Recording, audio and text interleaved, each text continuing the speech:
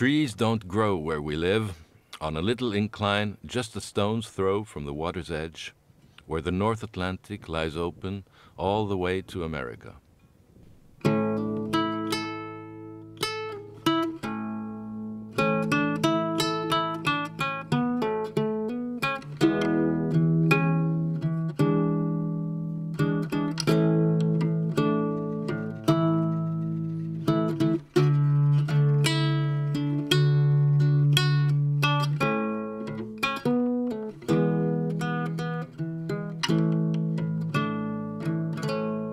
You're so beautiful and dignified sitting there, somehow so very unattainable.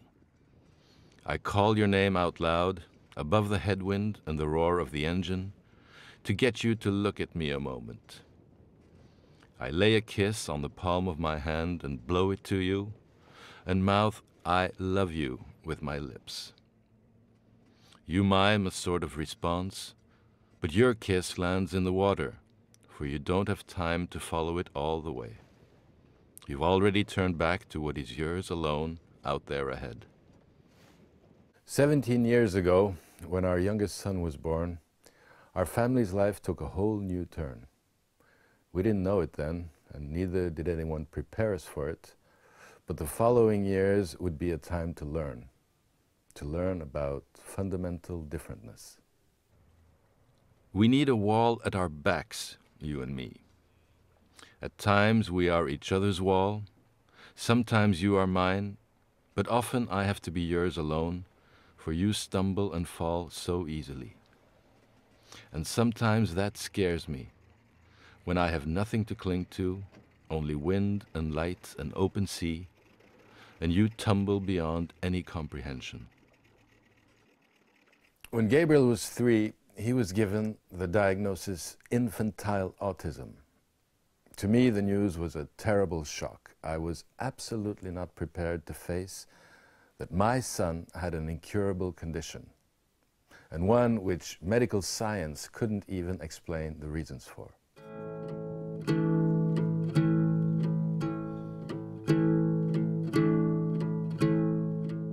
Today, the shock has abated.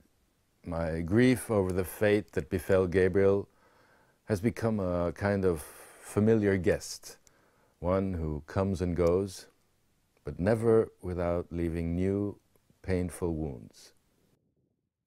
I want to tell you about us, about our life, about everything you face, about the good and the difficult, and I shall see if I can put grief into words. I'll try to describe you, Gabriel, you and us and our landscape. Maybe that will help us to understand a bit more of where we are and why and who. My name is Halfdan Freihow. My book, Somewhere Over the Sea, was written as a letter to my son Gabriel in his childhood, trying to understand the mind of an autistic child. Gabriel is grown now. He's come a long way since I first put pen to paper. And so have I, his father.